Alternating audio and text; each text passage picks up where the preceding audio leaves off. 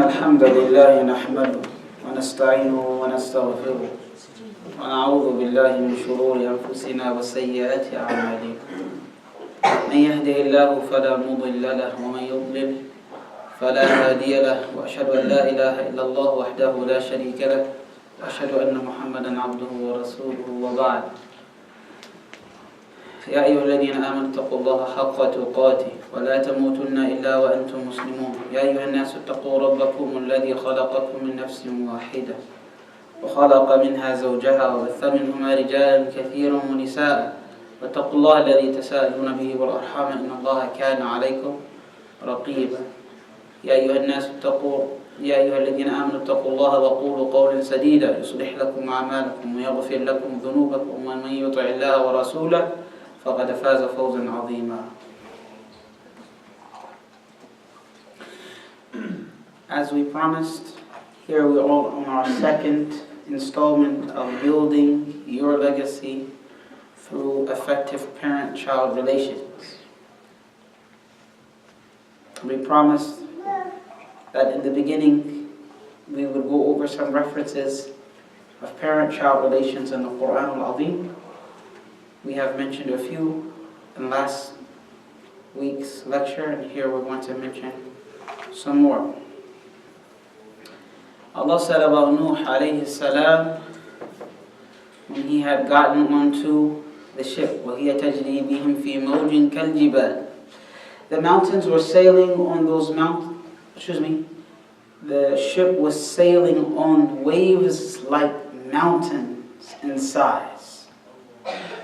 وَنَادَى نُوحٌ ابْنَهُ وَكَانَ فِي مَعْزِلٍ.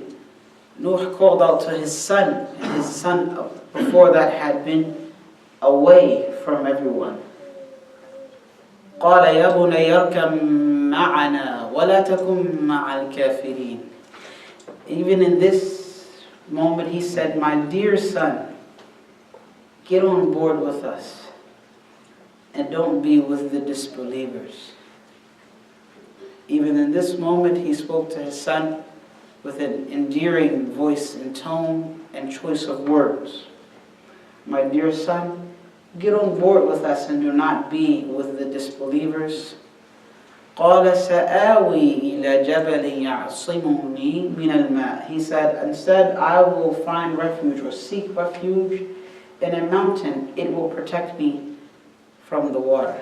قَالَ لَا عَاصِمَ الْيَوْمَ مِنْ أَمْرِ اللَّهِ إِلَّا مَنْ رَحِمَ. He then informed his son the last time, there is no one or anything that can protect from the command of Allah except Allah, those whom Allah had mercy upon. And the only ones that Allah had mercy upon, to our knowledge, are those who were on the ship with Noah. وَحَالَ بَيْنَهُمَا الْمَوْجُ فَكَانَ مِنَ الْمُغْرَقِينَ. A wave came in between them, meaning Noah and his son, and hence his son was drowned. His son was drowned. Before this event, Allah Jalla wa Ala told Noah, وَلَا تُخَاطِبْنِي فِي الَّذِينَ ظَلَمُوا إِنَّهُمْ مُغْرَقُونَ. Do not discuss with me or try to converse with me regarding those who are wrong themselves. Those who did wrong, meaning the kafirun, the disbelievers.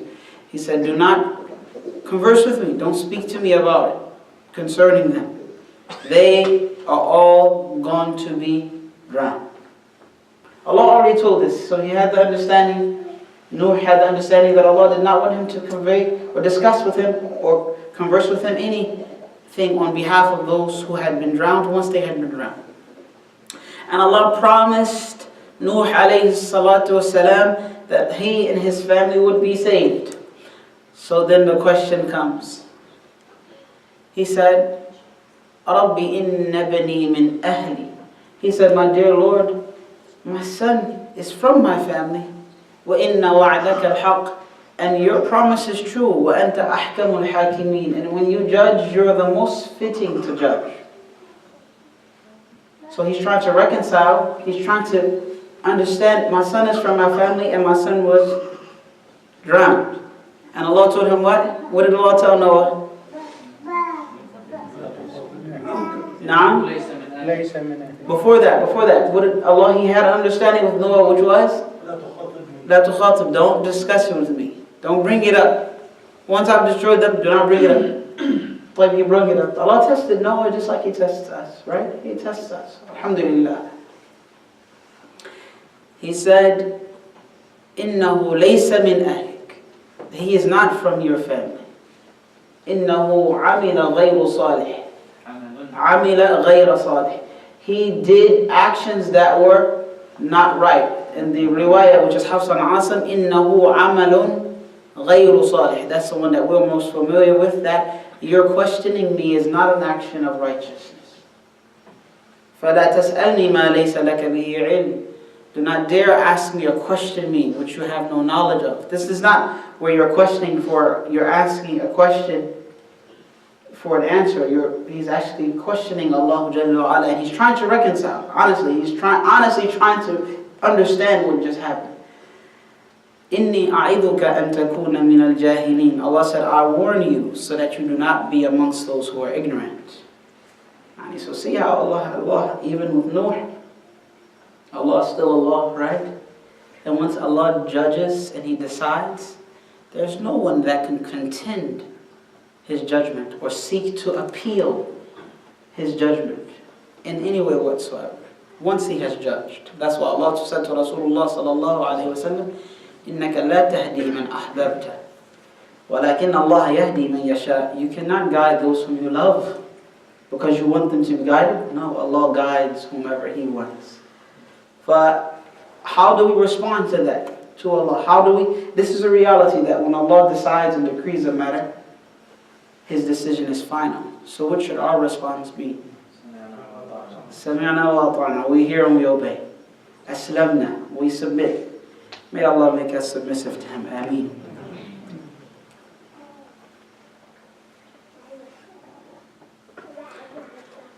Allah Jalla wa Ala said in Surah Al-Isra, which is Surah number 17, verses 23 and 24, وَقَضَى رَبُّكَ أَلَّا تَعْبُدُوا إِلَّا إِيَّاهُ.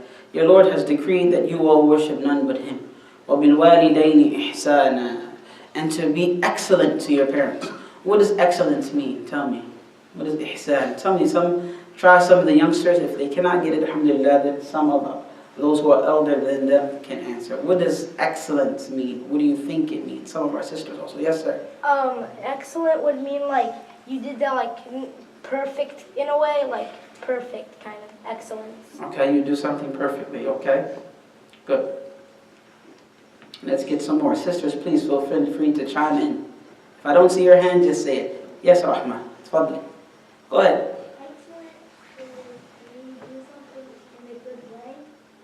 Good. When you do something in a good way. So our brother said perfect. She said in a good way. More. Let me get some more answers. Tayyib, that's coming. Don't say oof to them. That's coming. What is excellence itself? Just separate excellence out of the ayah. Now. When you say that again, it might be. I mean, all of these are beautiful answers. Go ahead. When you exceed the fullest. Exceed the fullest. Good. He said when you exceed the fullest, which is kind of where I wanted the answer to be, is when you exceed or excel in what had been given to you.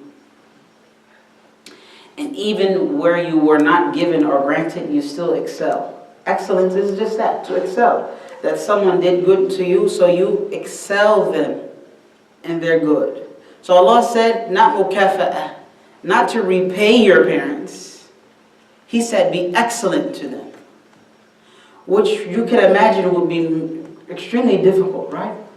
Don't you think it's difficult to excel your parents in how they treated you? I think it's really difficult. Think about it. You probably didn't realize it until you became parents. You realize that, waking up, feeding the child, and headaches, and taking the child to the doctors, and dealing with it, and then, want to play, and all of those things are difficult. And as they are difficult for you, or were difficult for you when your children were younger, they were also difficult for your parents. So Allah tells you to excel them. Reminds me of a man who carried his mother on his back for Hajj. And he came from wherever he had come from. And then while he was making tawaf, or after, he found Ibn Umar radiyallahu ta'ala anhuma. And he said, do you think that I have repaid her, Ya Ibn Umar? What do you think his answer was? Yes or no? No. Why do you think? Why did Ibn Umar believe that this man carried his mother for Hajj? No telling where he came from. He must have carried her that distance, or at least tended to her for that distance. And then he's going to do Hajj and then take her back home. And he said, you did not repay your mother. Why? Muhammad, I saw your hand up. You want to answer? Go ahead. Because they sacrificed a lot for you. Tab'an, they sacrificed a lot for you. Alhamdulillah. In this case, he also did some sacrifice. But why isn't it to repay?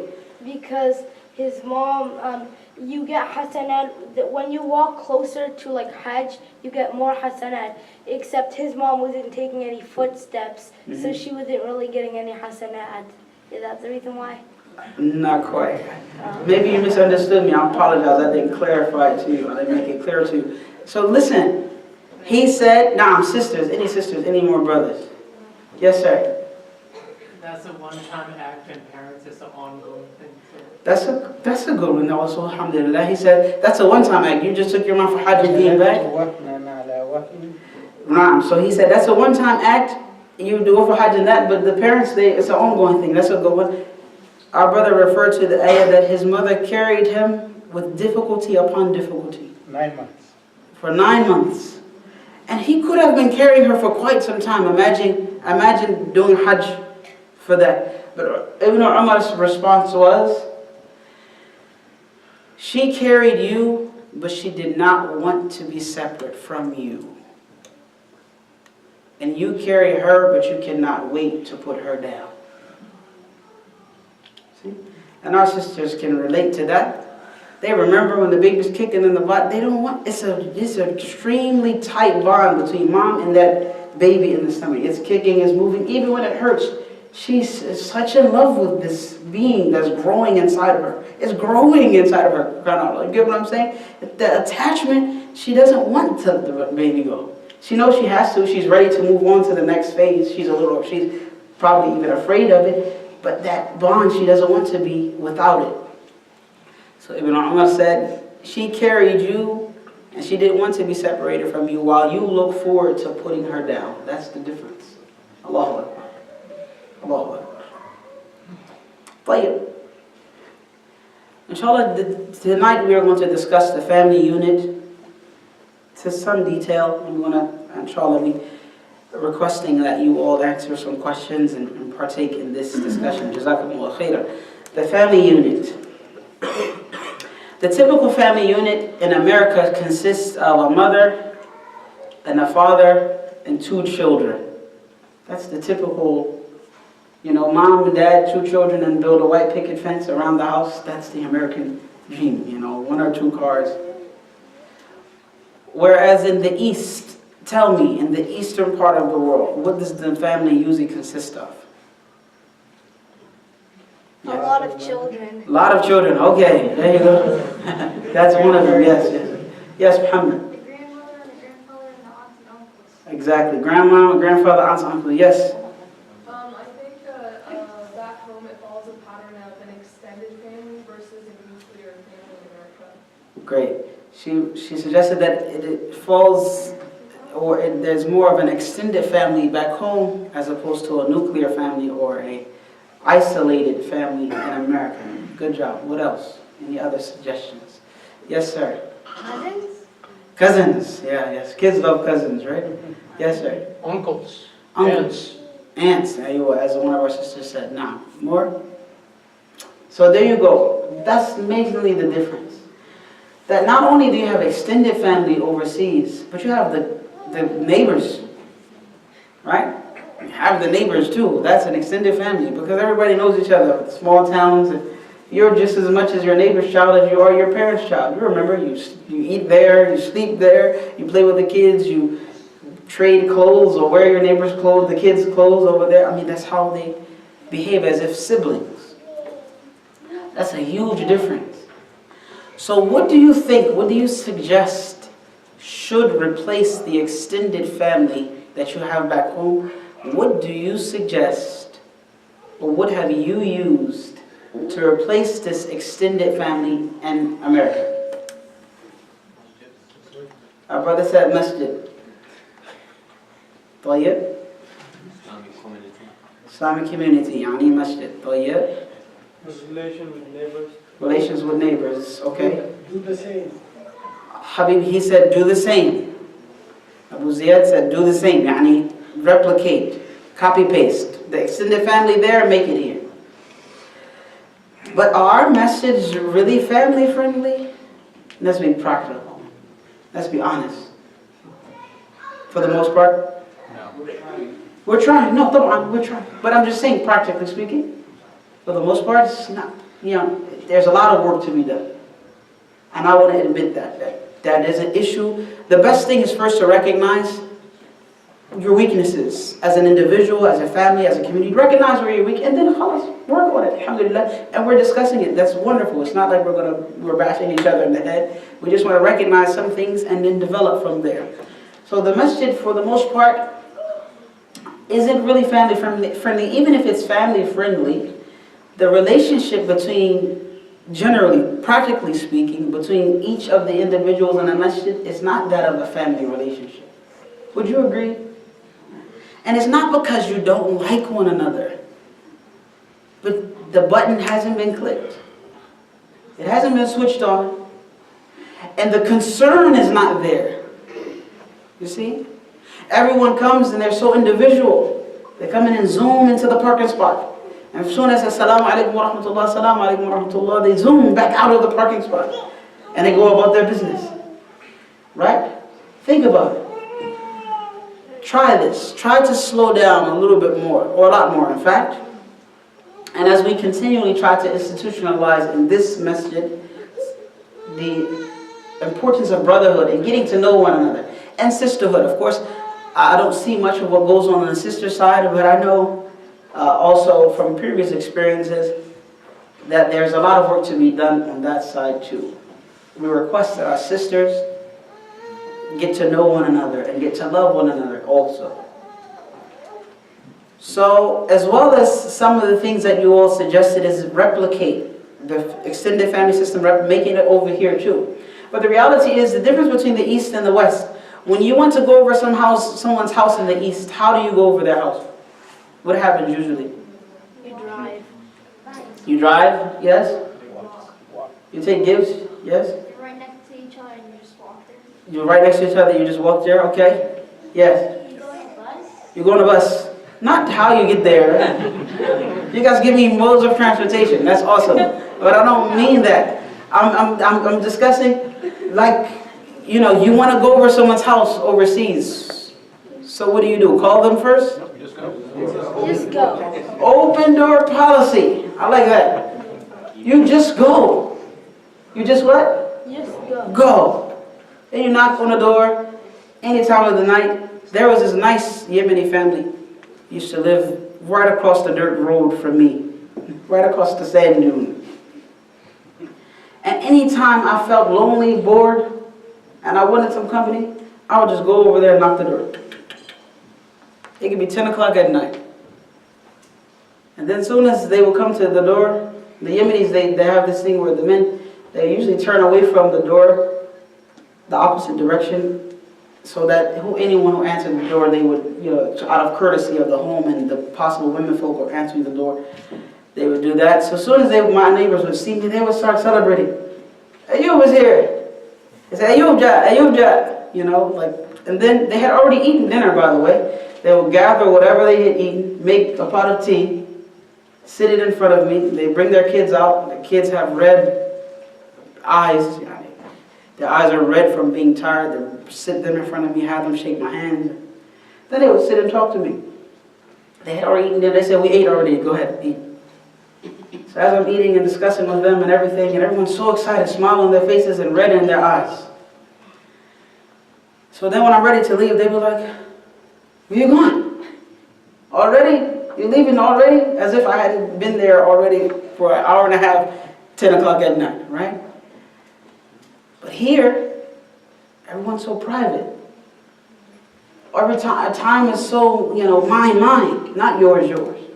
You usually can't go to someone's house, just knock on the door and show up. You got to call a week in advance.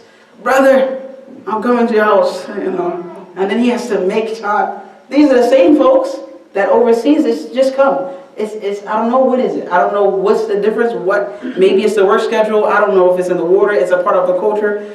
But it would be nice if you could just show up at someone's house and that you're welcome in anyone's house and that your kids play with each other. Right? It would be a wonderful thing. But it's something that we can establish. Alhamdulillah. Hasib, you wanted to say something? Oh, I want to say, like, what if you go and they are not home?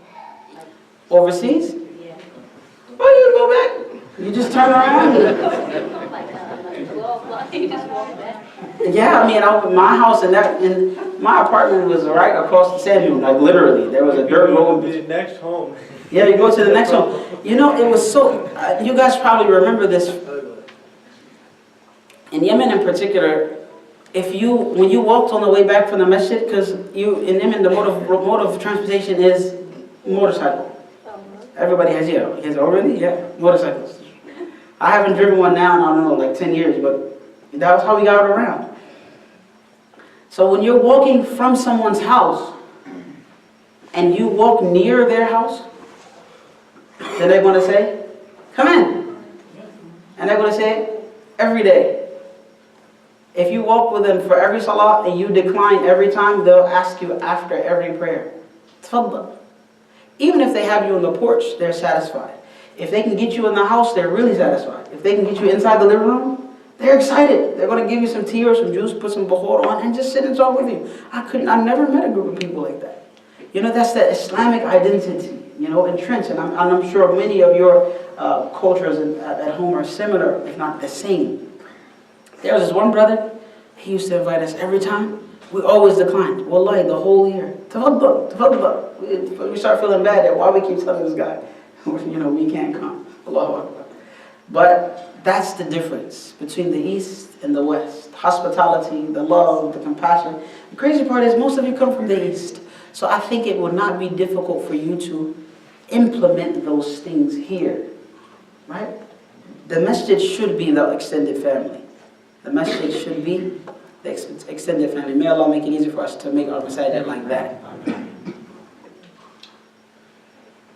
Now we're going to talk about children.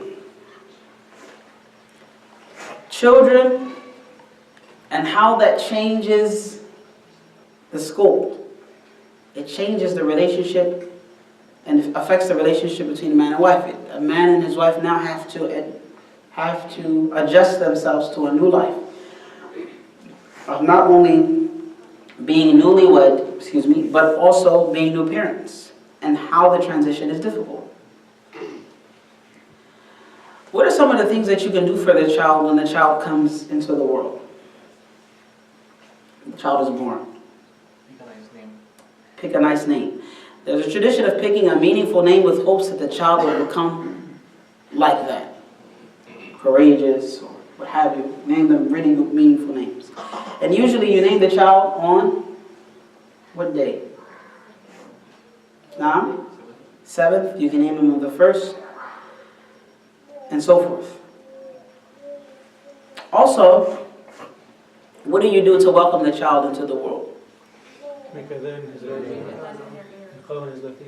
So the make adhan in the right ear and aqama in the left ear, that particular practice, there is no authentic hadith to back that up.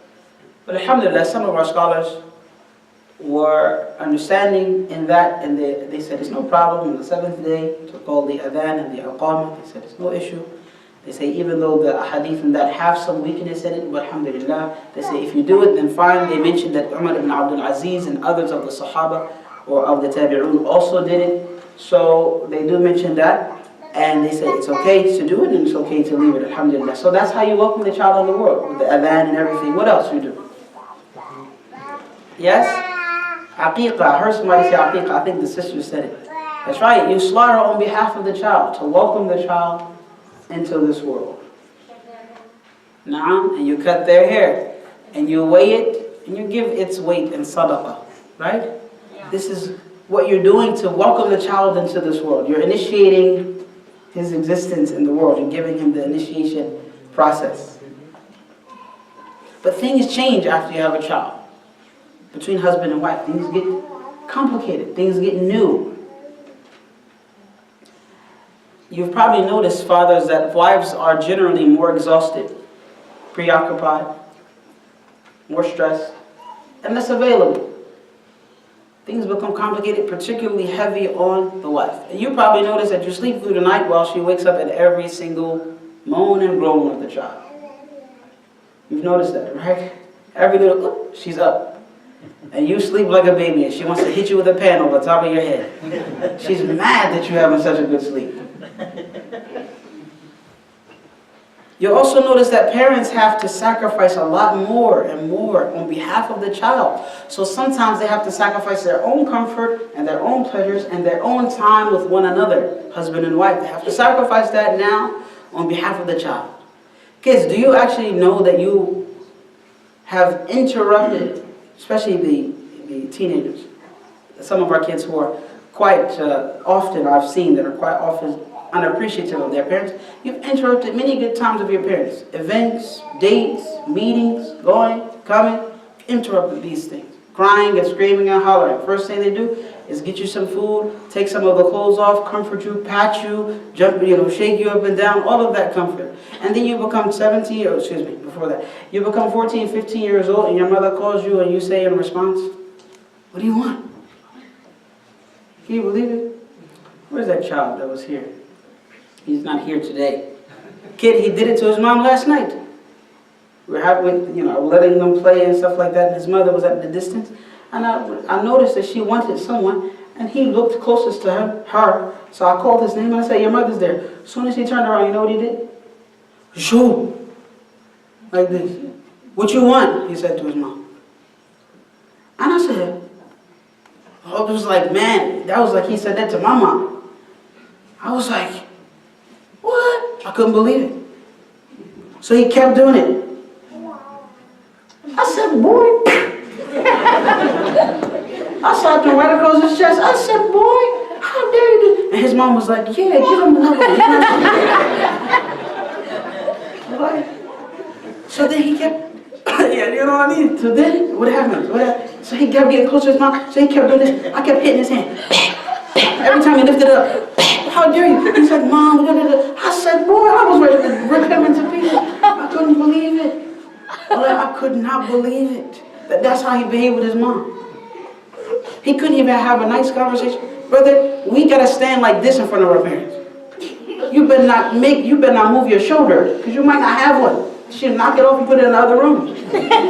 That's how we were raised. And I get amazed at how the kids have the audacity to behave like this with their parents, especially their mother. Well, I don't know what's going to happen. We ask that the Lord guide us and our children. But children, please remember the sacrifices that your parents have gone through and still go through so that you can have quality life. And you dare even make oof at them. Right? As the ayah continued in saying that Allah told us to do ihsan to our parents, excellent to our parents, and He said, whether one of them or both of them reach old age while with you, then do not say as much as oof to them. If your parents reach old age while with you, means that you should have a close relationship also. A scholar said, while with you means there should be musahaba, not at a distance. If you can help it, keep your parents close to you at all times. But when they reach old age, one of them or both of them, never say oof to them. وَلَا تَنْهَرْهُمَا, and do not repel them, but speak to them with kind and generous words. وَاخْفِضْ لَهُمَا جَنَاحَ الذُّلِّ مِنَ الرَّحْمَةِ, and out of mercy, lower the wing of humility to them. Why are you lowering the wing of humility? Out of mercy to them. You're trying to be merciful and compassionate with them so you remain humble to them. So doing this to your mom and all of that, that's not humility.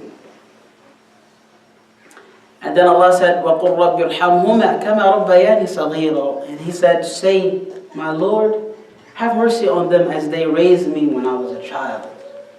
As they had mercy on me when I was a child. Please, children, remember this. You cannot purchase new parents. And no one will care for you as much as your parents. No one in the world. So if you think that that's the case, then go try and find somebody that's going to spend nights preparing things for you and waking up for you and rocking you back to sleep. Go find that person. I bet you won't find it. But your parents love you, so please love them back. May Allah have mercy on you. Time also becomes a major factor. Time becomes very crunched. When parents have kids, time just zips away. Of course, the parents, the husband and wife, have to struggle spending time with one another and balance that between spending time with the child. In fact, some parents lack in their spending time with the children so much that they try to replace that with material objects, buying them things.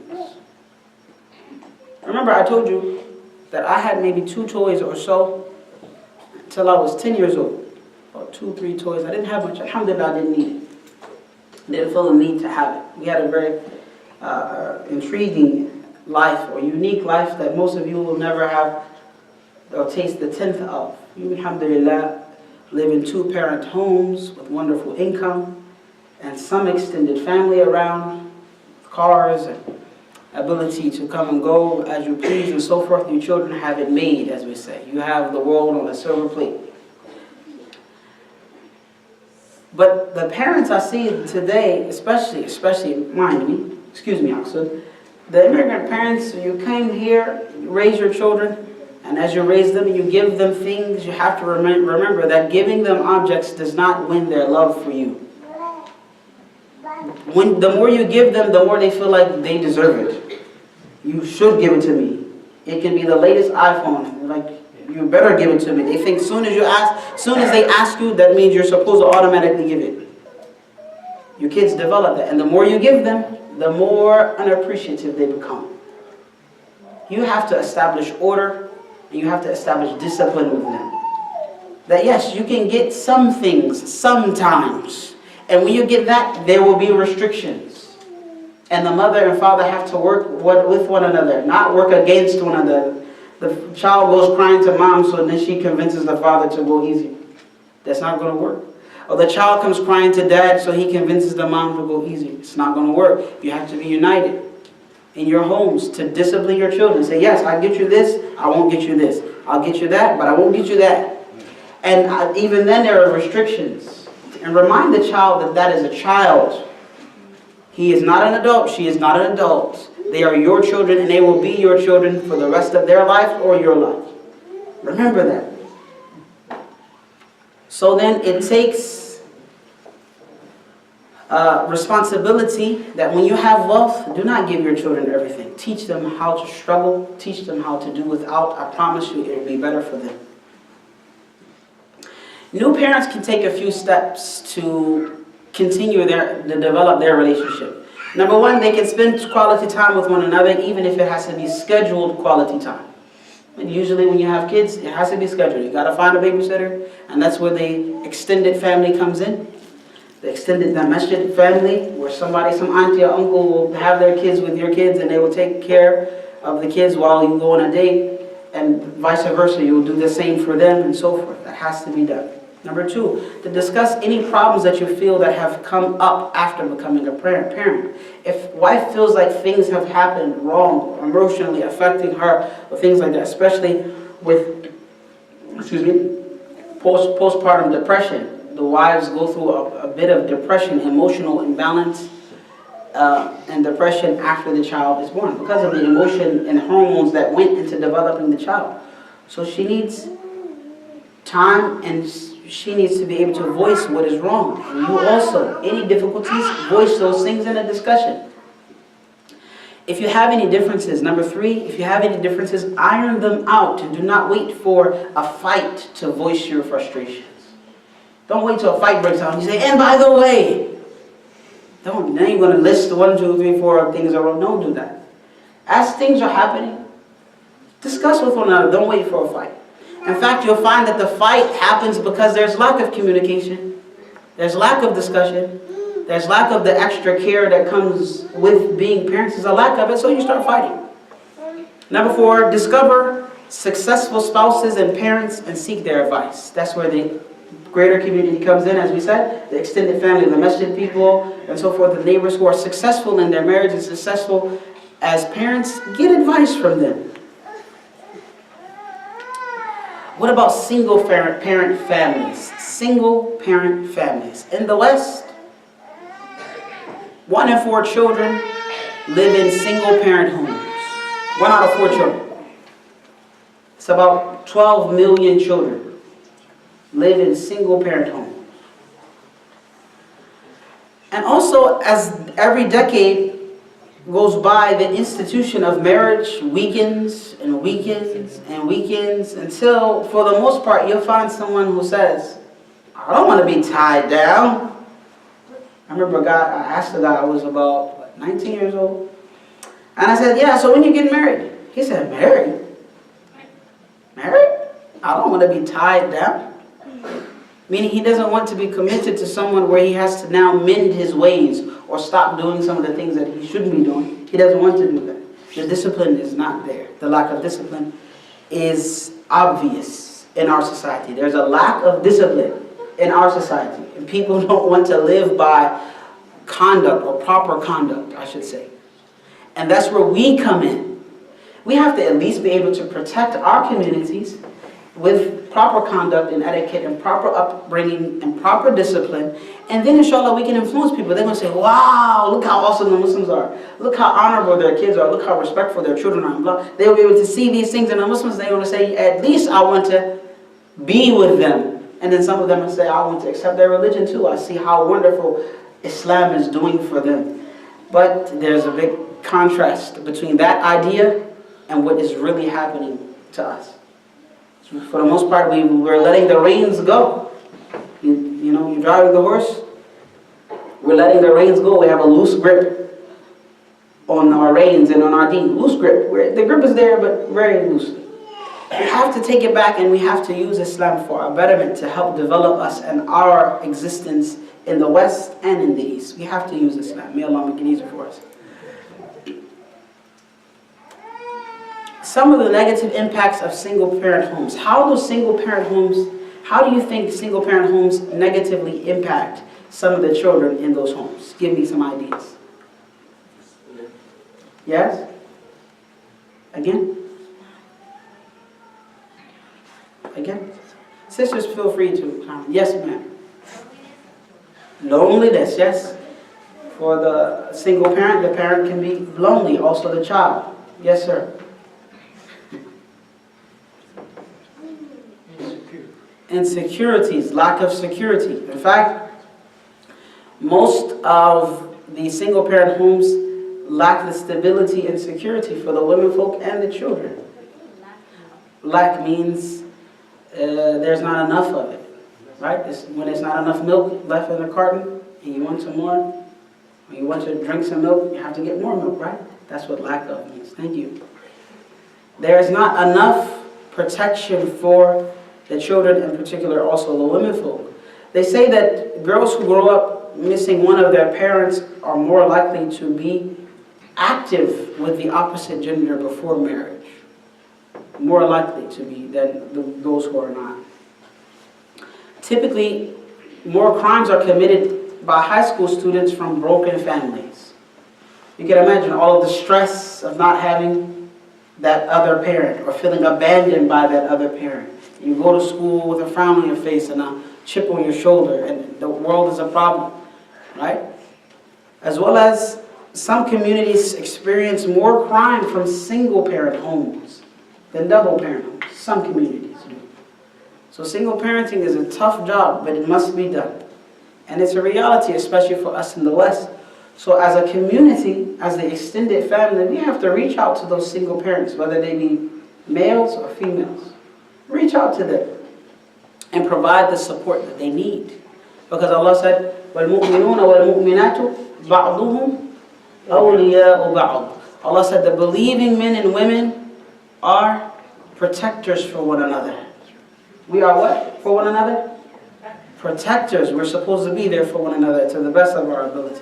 Let's give some tips for single parents. Number 1, remain strong and steadfast. Why should you remain strong and steadfast? Why should you remain perseverant and patient as a single parent? Who knows? Because if the child sees you break, then they will be unstable. They will be afraid. They will be worried. So a single parent in particular has to remain strong and steadfast and not break in front of the children to the best of their ability. That's why, as we said, the greater community comes in. Number 2, a single parent has to play both roles. If it's a mother, she has to give the care and concern of the mother and the discipline of the father. If it's a father, he has to try to administer care and love and affection with the discipline of a father as well. So it's difficult. They must also keep a high self-esteem as a part of the character of the child. Teach the child to have a high self-esteem, that they can be as good as any two-parent family or two-parent child. Number 4, they have to maintain excellent communication with their children, just as double parents or two-parent homes have to.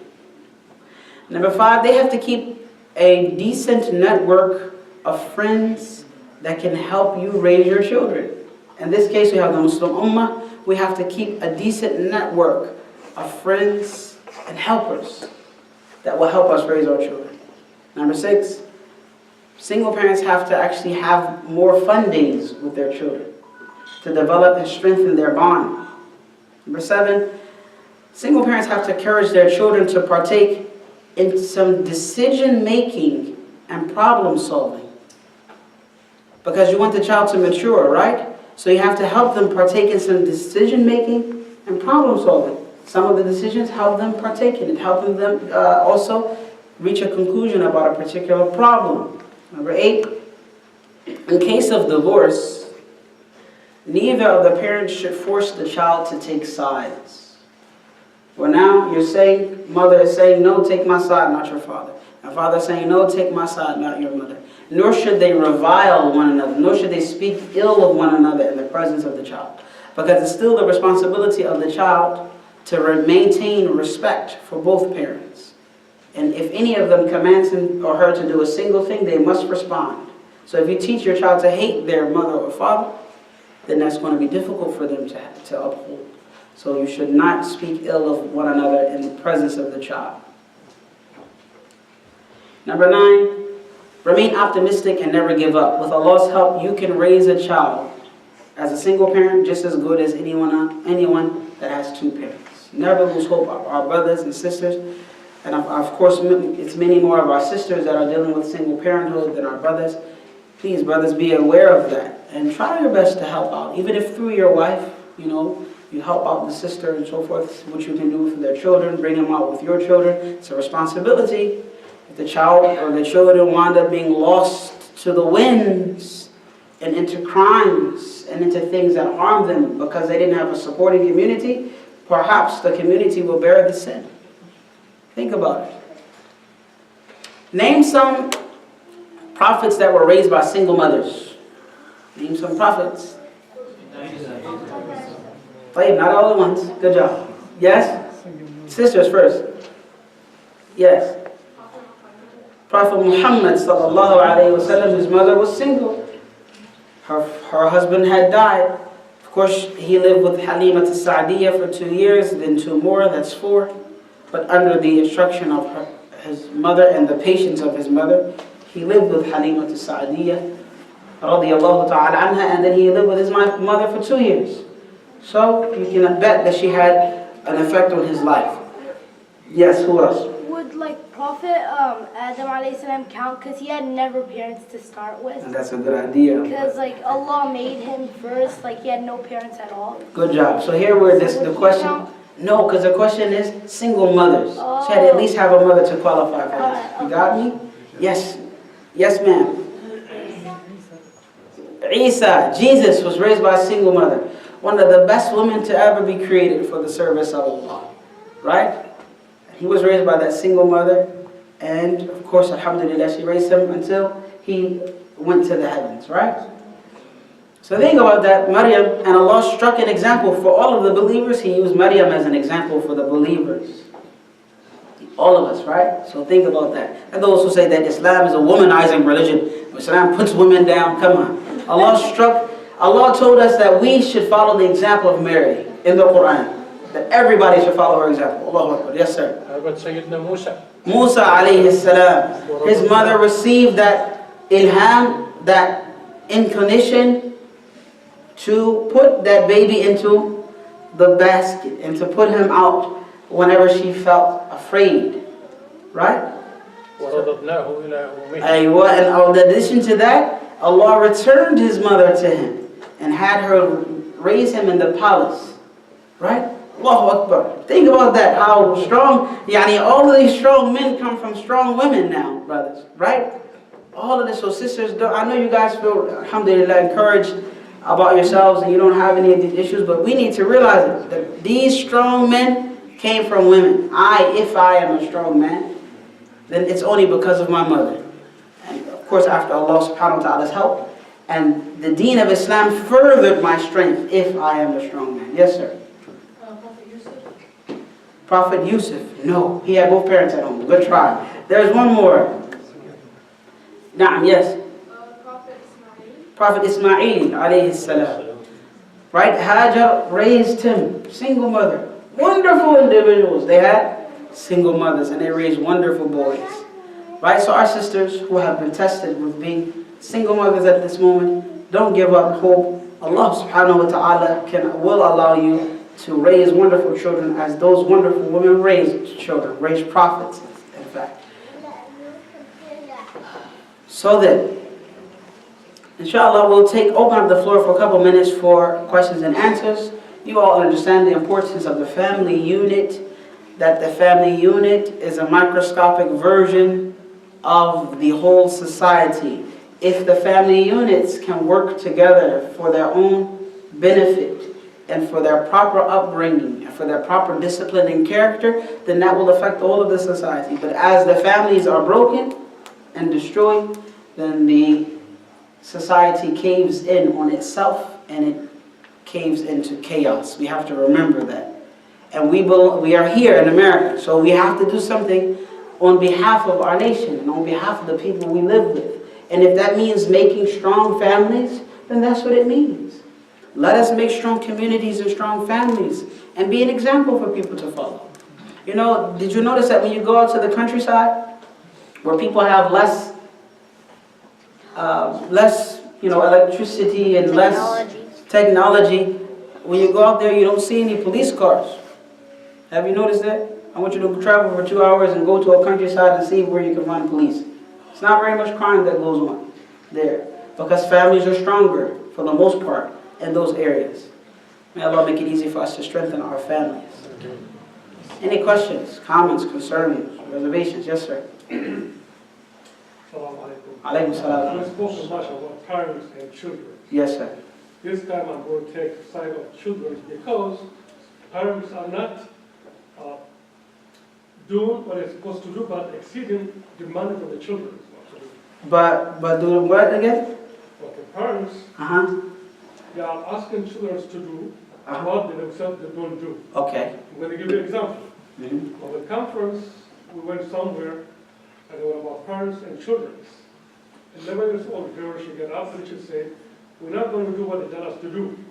When she was asked to say, we will do what we see them do. They don't pray, they ask their child to pray. That's right. You know what I mean? That's right. If you want to raise a good child, you have to be example first yourself. Alhamdulillah. That's a good point, Brother Bushra. He made that we can't have a high expectation of the child or expect from the child what we do not practice. And that's why you find all of these women in particular, Ismail's mother, Hajar, Moses' mother, and Jesus' mother, they were practicing mothers. They were righteous. They were chosen by Allah subhanahu wa ta'ala. And then they imparted that its personality on the children. Think about that. If our parents, it's like the Sunday school syndrome. You come, you bring your kids to Sunday school, you drop them off, you don't ask them what they learn. You don't follow up on what they learned. You don't ask them to practice what they learned. And sometimes some of our parents would sit outside and wait for the kids to pray Dhuhr and come out to the car, and they would then take them away. It became a cheap babysitting service. That's a disaster. And I think I've said many times that I want you to surprise your children that you can also be knowledgeable about Islam. I want you to show them that you can be not only practicing Islam, but knowledgeable about it and answer their questions, right? Show them that you can do it. Then they'll believe that they can do it. But if we keep performing at bare minimum, what are they going to inherit? If they inherit bare minimum, they may even go less than that, which may even be disbelief. Think about it. If we're going to leave a legacy, we have to try to leave a legacy. It's not, oh, I'm going to come, go to work, go to masjid, pray, go back. We have to try to leave a legacy. And that might start with making an intention to raise righteous children that will be guides for others. Just make an intention. I intend that I will do it. And be sincere, and Allah will guide you to every way to do that. Alhamdulillah, I promise you. And Allah promised us in the Quran.